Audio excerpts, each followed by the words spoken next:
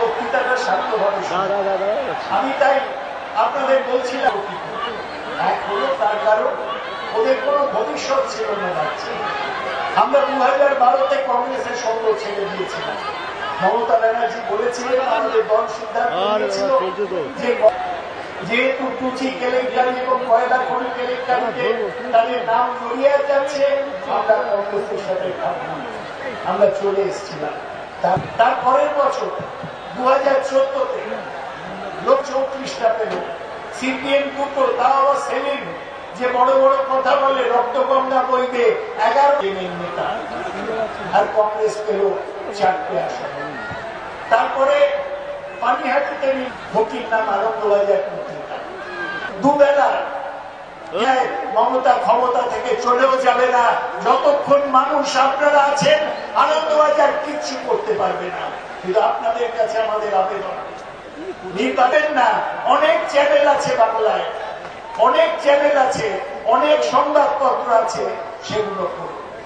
ওরা ঠিক এই প্রচার সারদা নিয়ে করেছিল, মদনের বিরুদ্ধে এনফোর্সমেন্ট একটা চার্জশিট দিতে পারে। ওরা নারদা নিয়ে হইচই করছে, হাইকোর্টে মামলা চলছে, আমি তা নিয়ে বলতে চাই না। কিন্তু এই নির্বাচনের পরে নারদা নিয়ে যে চক্রান্ত, সেটারও আমরা ফাঁস করে দেব, সেটারও মুখোশ করে দেব। আমাদের চক্রান্ত করে হারানো যাবে না। আজকে তাই আমরা আপনাদের কাছে বলছি যে দেশের বুদ্ধি, দেশের শূন্য বড় একটা রসগোল্লা পাবে। নরেন্দ্র মোদী আজ সেদিন আনবো বলে আনতে পারেনি, বিদেশ থেকে কালো টাকা আনবে বলে আনতে পারেনি, শুধু ভারতবর্ষের মধ্যে অসহিষ্ণুতার পরিবেশ তৈরি করেছে। আর তলায় তলায় ওরা বাইরে বলছেন আমাদের সাথে কংগ্রেস বাম জোটে ঝগড়া, কিন্তু আসলে ওরা এক। তার কারণ উভয়ই মমতাকে, তৃণমূল কংগ্রেসকে হিংসে করে। শেষ ছিচকাদুনে ফোকলা মালিক হয়, করানো করে পায়ের তলায় থাকবো। আর সিপিএম হচ্ছে কাস্তে হাতুড়ি তারা। তারা বলে আমাদের ভোট দাও, নয় হাতুড়ি দিয়ে মাথায় মারবো, চোখে যখন তারা দেখতে কাস্তে দিয়ে গলা কাটবো। ওই খুনিদের আর নিয়ে আসবেন না। এ কথা বলে আপনাদের নমস্কার জানিয়ে বক্তব্য শেষ করছি। আমাদের নেত্রী, জনগণ মন অধিনায়িকা মমতা ব্যানার্জি এরপর বক্তব্য রাখবেন। মাননীয় মুখ্যমন্ত্রী, যিনি আবার 19শে মে বাংলার বুকে দ্বিতীয়বার মুখ্যমন্ত্রী হিসেবে শপথ নিতে চলেছেন, তিনি আমাদের মাঝেই উপস্থিত রয়েছেন। তিনি কি পরিশ্রম করছেন। 2100 কোটি টাকা কেউ জানে না সোর্স কি, আননোন সোর্সে সেটা তার কাগজ।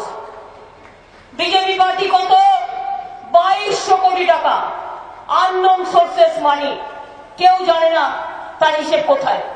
তুমি হিসেব দেবে না লোককে। আর সিপিএম, তুমি নাকি খেতে পেতে না, আগে একটা বিড়ি দিনে 3 বার টানতে। তোমার 868 কোটি টাকা,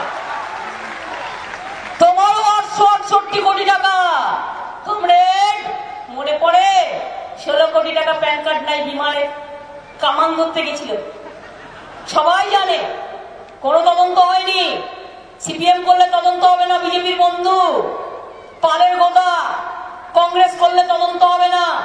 আর তৃণমূল কংগ্রেস সাচ্চা দল, দিল্লিতে তৃণমূল কংগ্রেস যেতে পারে সেই ভয়ে নরেন্দ্র মোদীর বুক কাঁপে। আর নরেন্দ্র মোদী তৃণমূল কংগ্রেসের বিরুদ্ধে এইসব এজেন্সি লাগায়।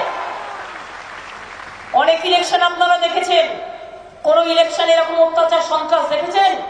তোতা পাখির গুলি যা ইচ্ছে করে যাচ্ছে, আর পুলিশগুলোকে ধমকে চমকে এমন করছে, পুলিশগুলো ভাবছে যে ইলেকশন কমিশনই ওদের সরকার চালাবে, এমন হয়ে গেছে। ভয় ভয় বেচারা দিন রাত এক হয়ে গেছে, এমন অবস্থা।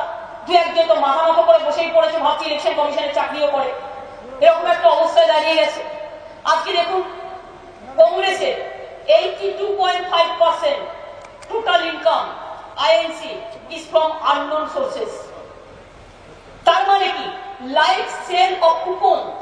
তুমি কুপন সেল করলে খুশি নয়, আর আমাদের লোকের তুমি দেখাচ্ছ কে 1 লাখ টাকা নিচ্ছে ডোনেশন, না 2 লাখ টাকা নিচ্ছে। ওটা সত্যি কি ভুল সেটা তো প্রমাণিত হবে পরে। তাহলে বুঝতে পারছেন, ভলেন্টারি কন্ট্রিবিউশন বিজেপি 73%, 2200 কোটি টাকা।